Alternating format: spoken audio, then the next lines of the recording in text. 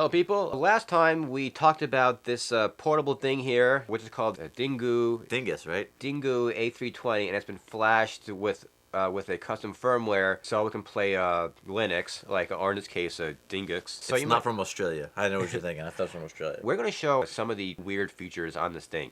So, wait, are we doing a whole other video on just that? Yeah. That's it. You didn't even warn me. While this thing is briefly working, I'm going to show some of its features. TV out, pretty awesome, but it also has some weird things. Okay, like this one here. We used to be big into Flash. Newgrounds? Newgrounds, yeah. And this thing here is a crappy little animation I tried to work on a long time ago. Unfortunately, I have no talent.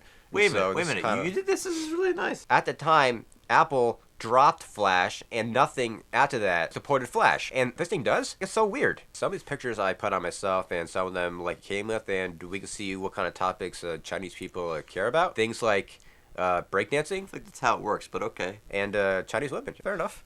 Underage Chinese women. And some leaves. And some cute boys. Oh, it's friggin' Soji Sub. Soji Sub is the greatest boy band ever. Here's something crazy, right? So here is some pixel art I made using this tiny screen while riding on the public bus. It has a full-blown radio. I mean, does it have an actual FM radio transmitter? Yeah. Oh, I guess it does. Yeah, I mean, unfortunately, it's so... Yeah, I would say it looks like you need an antenna on it. Not only does it play radio, but also records radio. You can play MP3 files, see? I mean, it's doing all the things that a portable player used to do. It's a portable media player, which is supposed to be It's supposed to be the big thing back in the day, and then smartphones just covered all the bases. You want to know what else I remembered? I mean, what's cool is that you could also put an SD card in. Oh, I mean, I guess you could always put an SD card in some of the old devices. But I remember PSP had their own little cards that you had to figure out a way around. And I'm under the impression that you could play different types of codecs. I remember the codecs to be really specific on the PSP. I think you had to convert things. Let me explain this, okay?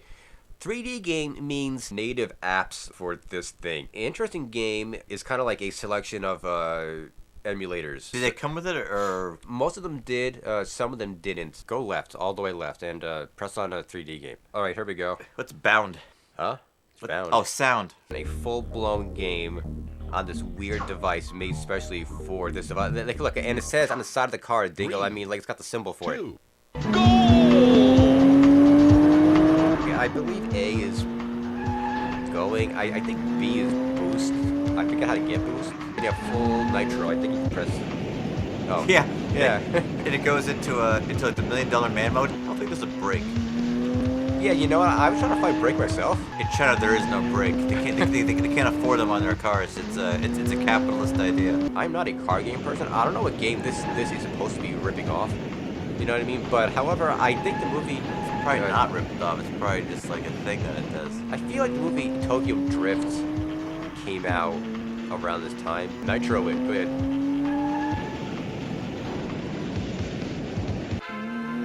Goal complete.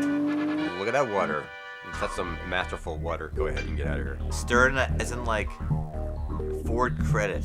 What? Now we are going to check out the open source version of this. We can't put it on TV. Oh, yes we can. Press start. Dynamite! Check this out. This was back in 2008. But you couldn't emulate DOS games on the regular menu? This is also kind of like a childhood dream. It's kind of like having this entire game in your pocket. Back when this game came out in, 96 or something? You would never dream there would be a portable version of the game like this. And now it's everywhere. Oh, I forgot that I could get crushed by doors. What do you think of this portable device, back then especially? I thought it was pretty awesome. I mean, I remember being pretty impressed with it, to be honest with you. What impressed me was that I could play all the arcade games. Let's go to a reboot. This thing even played a Capcom arcade games. What do you think about the friggin' Dingoo? Would you still recommend it to people? I'm gonna be honest, I used this thing until it broke. Years and years and years. Do they make new versions of stuff like this? There is stuff like this, they make now, but special features, like your radio, microphone, MP3 player, video player.